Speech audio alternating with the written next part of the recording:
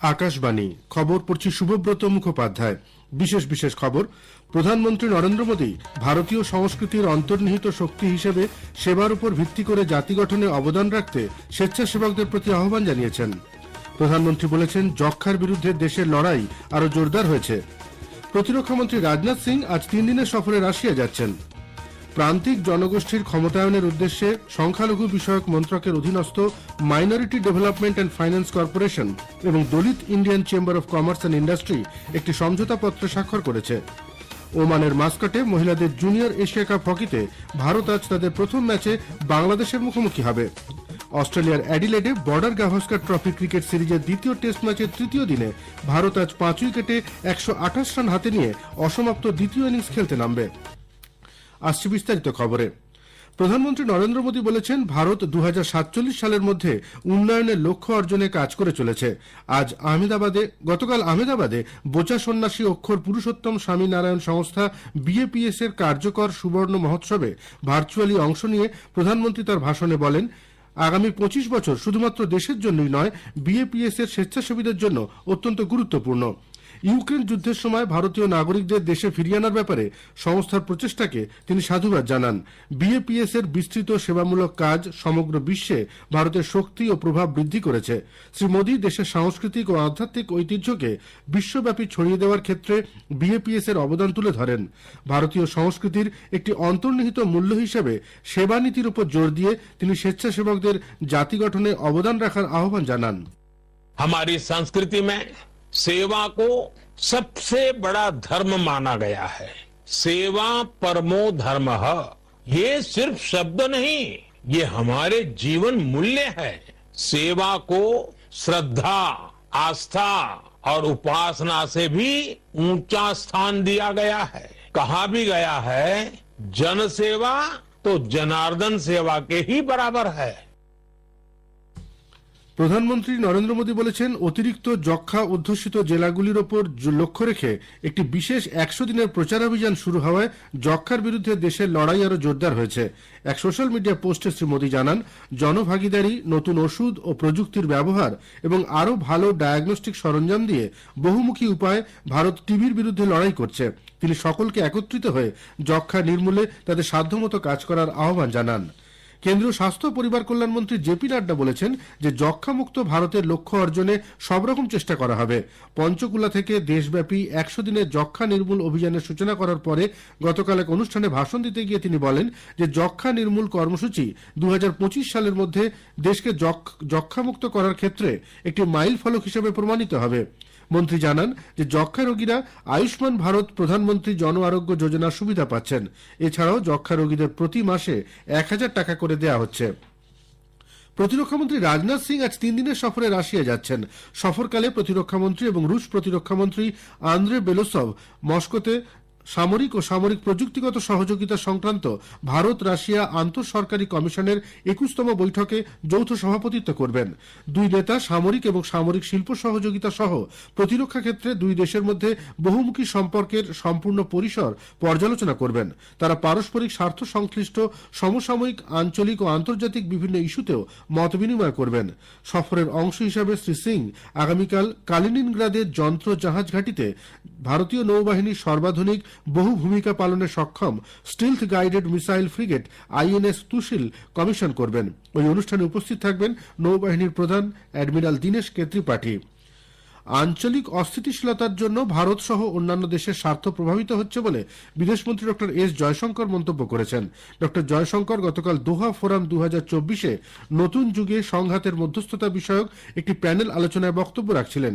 মন্ত্রী বলেন যে আপাত দৃষ্টিতে ভৌগোলিকভাবে দূরবর্তী অঞ্চলের সংঘাতও ভারতের অর্থনীতি ও নিরাপত্তার উপর তাৎক্ষণিক এবং যথেষ্ট প্রভাব ফেলে। মন্ত্রী ভূমধ্যসাগর ও উপসাগরীয় অঞ্চলে ভারতের ব্যাপক বাণিজ্য এবং প্রবাসীদের উপস্থিতির উল্লেখ করেন। 2016 সালে চালু হওয়া ইউনিফাইড পেমেন্টস ইন্টারফেস বা ইউপিআই দেশে আর্থিক লেনদেন ব্যবস্থায় রূপান্তর ঘটিয়েছে। ওপেন ব্যাংকিং এবং ডিজিটাল লেনদেনের ক্ষেত্রে সুলভ ঋণের তাৎপর্য শীর্ষক এক সমীক্ষায় দেখা গেছে দেশের 30 কোটি জনসাধারণ এবং 5 কোটি ব্যবসায়ী এই ব্যবস্থার মাধ্যমে নির্বিঘ্নে লেনদেন করতে সক্ষম হয়েছেন। সমীক্ষা অনুসারে ভারতের সমস্ত ডিজিটাল খুচরো পেমেন্টের 75% গত বছরের অক্টোবরে ইউপিআই এর মাধ্যমে সম্পন্ন হয়েছিল। এর মধ্যে রয়েছে কম সুবিধাপ্রাপক গোষ্ঠী সম্পন্ন ঋণ গ্রহীতা, যারা প্রথমবারের জন্য এই ইউপিআই ব্যবস্থার মাধ্যমে সুলভে ঋণ গ্রহণ করতে সক্ষম হয়েছে। আইআইটি জম্মু আয়োজিত স্মার্ট ইন্ডিয়া হ্যাকাথন 2024-এর গ্র্যান্ড ফিনালে শুরু হবে 11 ডিসেম্বর। কেন্দ্রীয় শিক্ষামন্ত্রী ধর্মেন্দ্র প্রধান ওই দিন ভার্চুয়ালি এই প্রতিযোগিতার সূচনা করবেন। খবর শুনছেন আকাশবাণী থেকে। সংখ্যালঘু বিষয়ক মন্ত্রকের অধীনস্থ national minority development and finance corporation NMDFC গতকাল নতুন দিল্লিতে Dalit Indian chamber of commerce অ্যান্ড ইন্ডাস্ট্রির সঙ্গে একটি সমঝোতা স্মারক মৌ স্বাক্ষর করেছে। প্রান্তিক জনগোষ্ঠীর ক্ষমতায়নই এর মূল উদ্দেশ্য। অনুষ্ঠানে কেন্দ্রীয় সংখ্যালঘু বিষয়ক মন্ত্রী কিরেন রিজিজু বলেন, এই সমঝোতা স্মারকের অধীনে সংখ্যালঘু এবং প্রান্তিক সম্প্রদায়ের মানুষকে আর্থিক সহায়তা প্রদান করা হবে। স্বনির্ভর ভারত গড়ার দিকে এটি একটি গুরুত্বপূর্ণ পদক্ষেপ বলে মন্ত্রী অভিহিত করেছেন।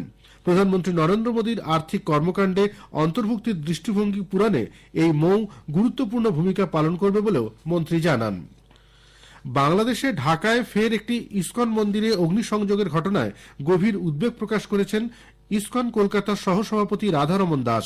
এক বেসরকারি টিভি চ্যানেলে ঘটনায় গভীর উদ্বেগ প্রকাশ করে তিনি বলেন, ওই অগ্নিসংযোগের ঘটনায় ওই মন্দির ও বিগ্রহ নষ্ট হয়েছে।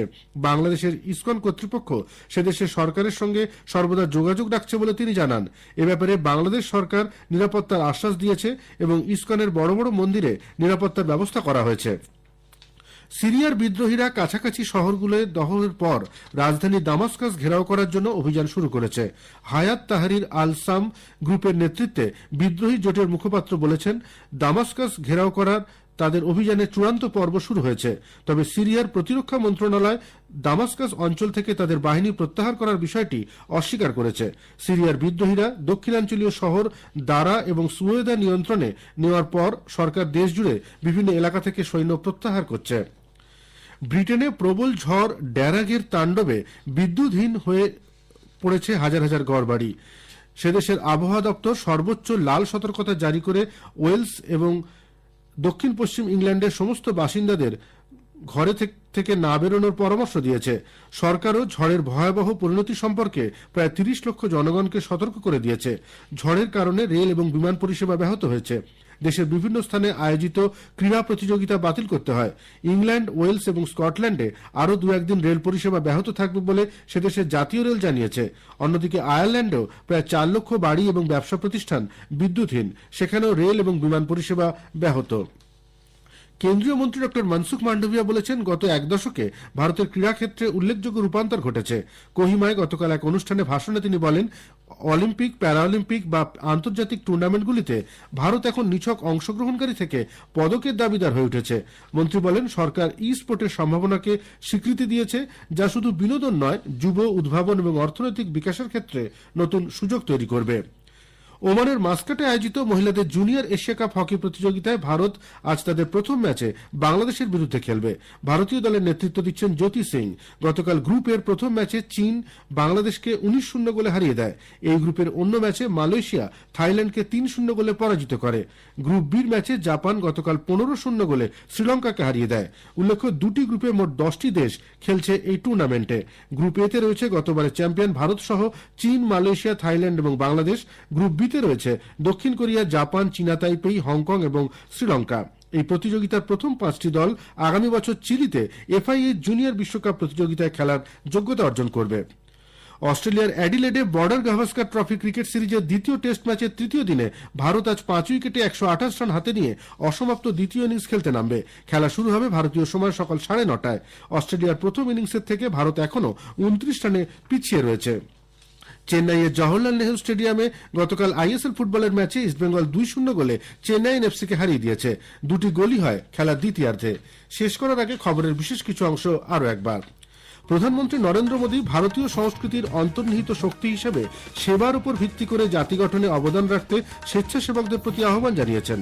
প্রধানমন্ত্রী বলেছেন, যক্ষ্মার বিরুদ্ধে দেশের লড়াই আরো জোরদার হয়েছে। প্রতিরক্ষামন্ত্রী রাজনাথ সিং আজ 3 দিনের সফরে রাশিয়া যাচ্ছেন। ওমানের মাস্কাটে মহিলাদের জুনিয়র এশিয়া কাপ হকিতে ভারত আজ তাদের প্রথম ম্যাচে বাংলাদেশের মুখোমুখি হবে। অস্ট্রেলিয়ার অ্যাডিলেডে বর্ডার গাভাস্কার ট্রফি ক্রিকেট সিরিজের দ্বিতীয় টেস্ট ম্যাচের তৃতীয় দিনে ভারত আজ 5 উইকেটে 128 রান হাতে নিয়ে অসমাপ্ত দ্বিতীয় ইনিংস খেলতে নামবে। খবর শেষ হলো।